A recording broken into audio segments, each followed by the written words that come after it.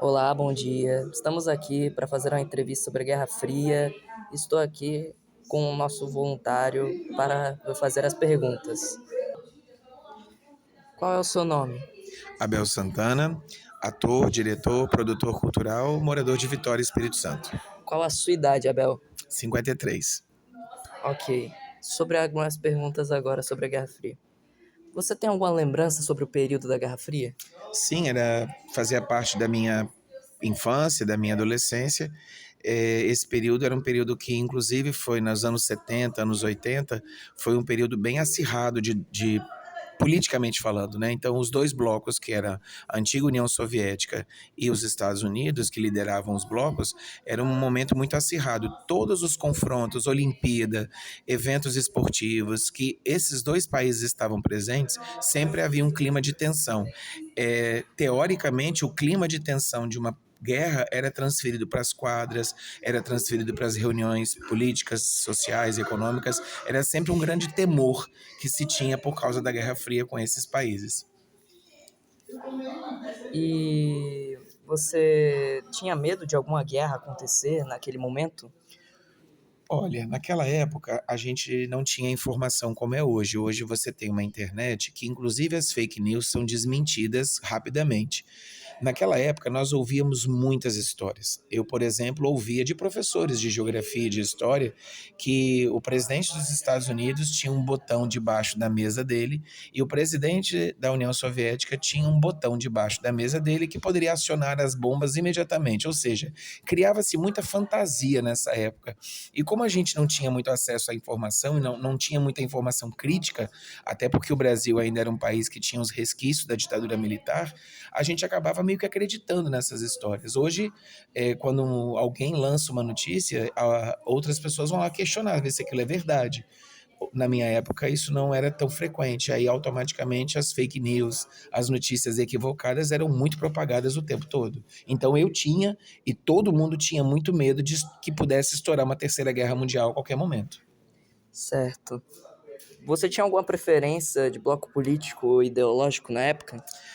Olha, na época, hoje não mais, mas na época ouvia-se dizer que o socialismo era uma solução para as coisas. Então, a minha geração, ela foi muito influenciada por, os países socialistas são mais justos, os países socialistas terão uma educação, saúde, blá, blá, blá. Só que depois que você fica adulto e você começa a compreender as regras do jogo, você percebe que existem milhões de interesses, que tanto o lado capitalista quanto o lado socialista têm seus lados podres. E no caso do socialismo, ele não é uma solução, está mais do que provado isso. Veja os países que são socialistas hoje e eles não são dignos de louvor, eles são desastres econômicos, desastres políticos, ditaduras muito cruéis que oprimem o seu povo. Olha o que está acontecendo na Venezuela. Então, essas coisas na época era uma tendência de esquerda, sim. Hoje eu já não vejo o mundo dessa forma. Na verdade, tanto a esquerda quanto a direita hoje estão adoecidas e esse extremismo tem atrapalhado muito a gente. Certo, Abel. Você lembra da queda do Muro de Berlim? Se sim, você lembra das imagens? Claramente, naquela época foi muito explorada as emissoras, né, na época Globo e outras tantas exploraram muito essas imagens. Eu lembro do muro caindo, das imagens, das reportagens, e foi um marco, né, porque a Alemanha Oriental e a Alemanha Ocidental, elas dividiam o protagonismo da guerra mesmo, porque dentro do mesmo país você tinha um lado socialista e um lado capitalista. E um competindo com o outro o tempo todo. Então, no dia que o muro caiu e que cenas como, por exemplo, tinha uma pessoa distribuindo flores, essa cena deve estar no YouTube, com certeza, e aí distribuindo flores com o muro caindo, sem dúvida nenhuma, foi um ícone naquela época, essas cenas mostrando a queda do muro. Certo. Como você acha que a Guerra Fria afetou a sua vida de alguma maneira?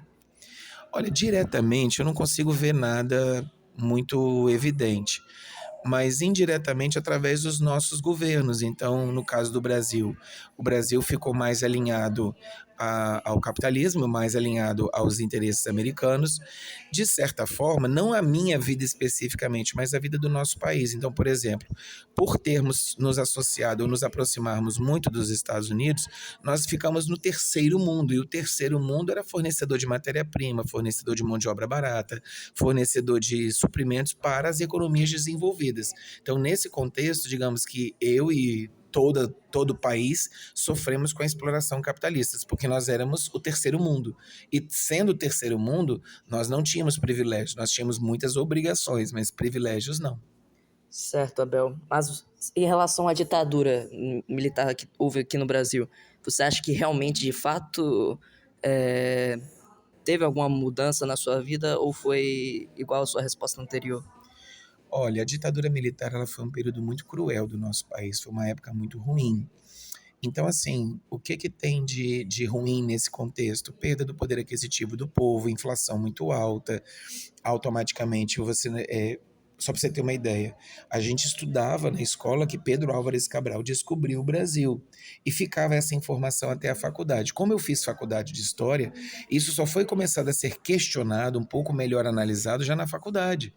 Então essas coisas, essas histórias meio fantasiosas, Dia da Bandeira, Duque de Caxias e outros tantos nomes da história como mártires, o próprio na Inconfidência Mineira, Tiradentes. E aí, quando você vai analisar a história, hoje, com mais liberdade, com mais oportunidade de pensamento crítico, você vê, caramba, como nos faltou o pensamento crítico na época da ditadura militar. Isso, infelizmente, não foi possível por ser ditadura. Então, população que pensa incomoda, população que questiona não é legal.